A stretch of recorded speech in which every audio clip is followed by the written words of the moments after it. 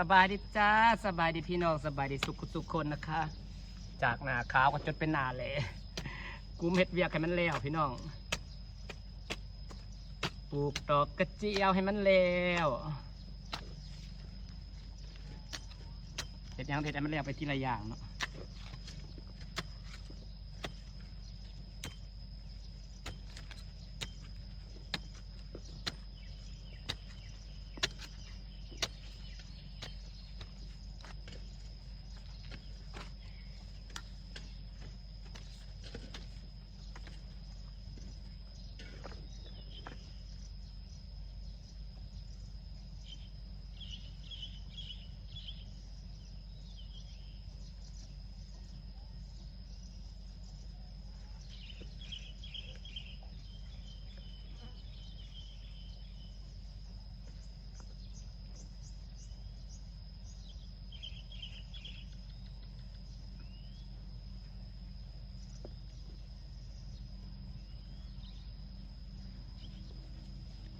ปลูกเป็นแถวพี่น้องเวลาทางหยาจะทางหยาเวลาถางหญ้าจะได้ถางง่ายๆจ้าแถวไปแถวมันหัวดอกกระเจียว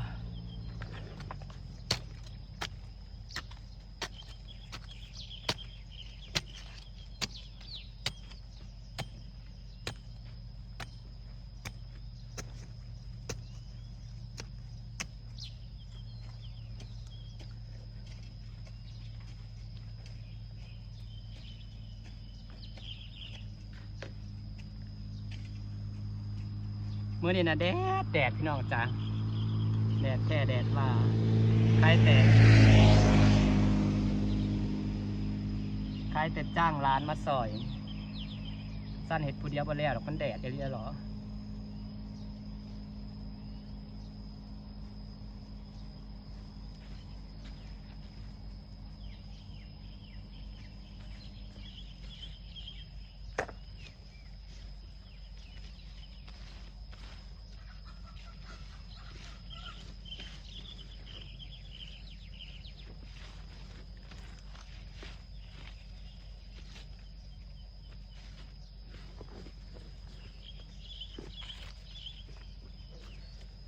ถ้าเบิ่งบัตรจะเก็บเด้อพี่น้องเด้อ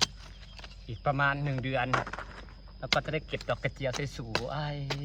ๆต้นมันงามเด้อต้นดอกกระเจียวนะมีเสน่ห์ก็น่าสิอยากปลูกนะ1ได้เก็บกิน2ได้ความงามก็น่าหมักความงามนำ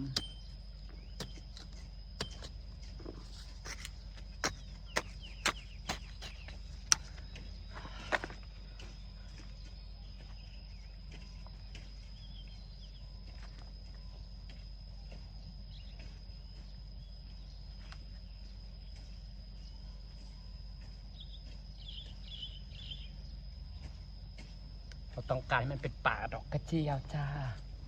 แล้วเครื่องหนึ่งเลยเด้พี่น้อง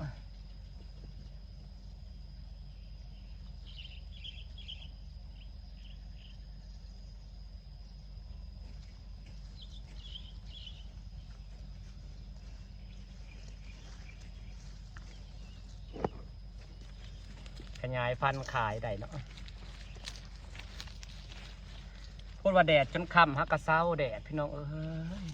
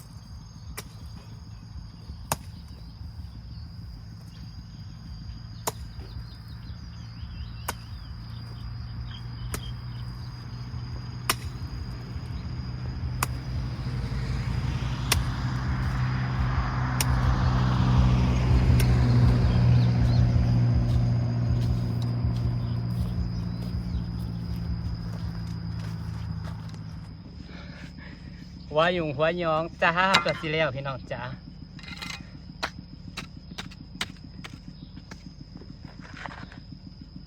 หัวตะปุตะปิหัวดอกกระเจียวกับพี่น้อง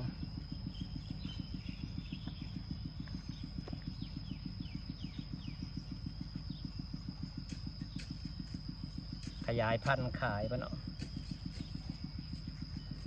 ปลูกไปก่อนแล้วก็ขยายพันธุ์ขาย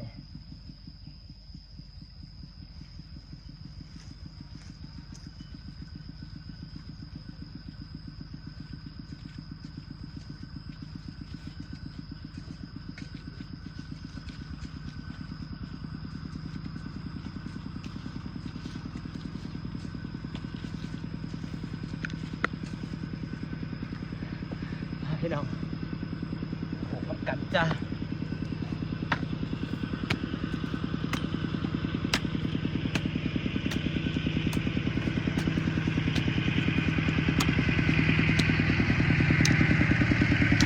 เอาเห็ดปวกมันเนาะ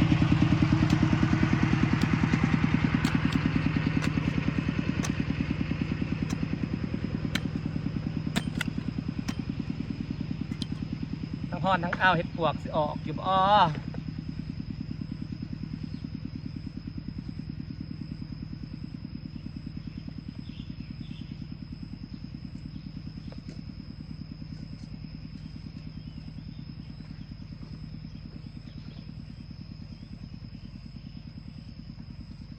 ออกนอตะปุตะปุอีกน้องมันสิยันนอมันแตกกระเพาะปานอยากให้มันขึ้นเลยนะจริงนอมันแตกมันก็น่าจะงอกใหม่แล้วเนาะ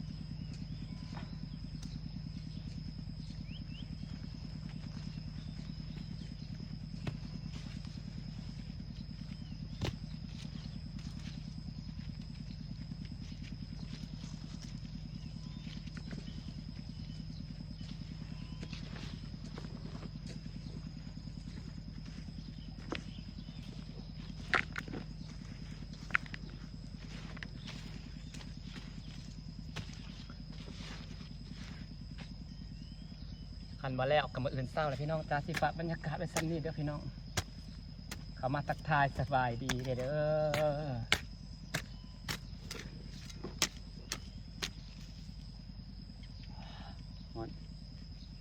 โอ้คำยังเอาอยู่เนาะจะปะห้อนก็ดอกกระเดียแท้พี่น้องการสบายดีเด้อสวัสดีจ้าฝากเป็นกำลังใจเด้อจ้าปลูกเพื่อเสร็จแล้วพี่น้องแล้วก็แล้วดอกเมื่อยความเมื่อยนะพี่น้องเอ้ยมันเท่าเศร้าเห็ดมันก็เศร้าเมื่อยเองดอก